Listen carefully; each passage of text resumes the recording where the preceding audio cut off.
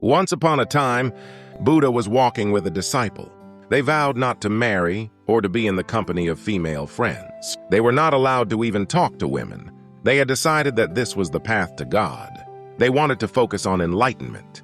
The disciple and Buddha were traveling from one village to the other through a dense forest filled with animals and birds. Buddha was explaining to the disciple the purpose and meaning of life. They came across a river.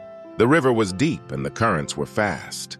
The Buddha and the disciple were very strong swimmers and decided they could swim across to the other side of the riverbank. Just as they were about to enter the river, a young woman came running and pleaded for help in crossing the river. The Buddha, without a moment of hesitation, took the lady on his back and swam across the river. The lady thanked them and left.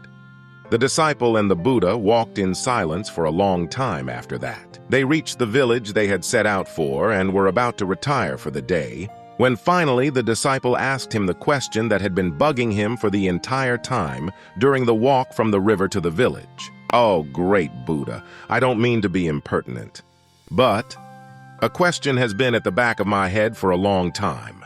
We have taken celibacy vows, and yet you took the lady with you in the river. Isn't it against our principles?" The Buddha laughed and explained, "Son, I left the lady at the bank when I helped a fellow human in need. You are the one who is carrying her in your head." The disciple finally realized that it wasn't the exact words of the vow that matter, but the spirit, and that our thoughts are a bigger burden than any other physical burden we may have.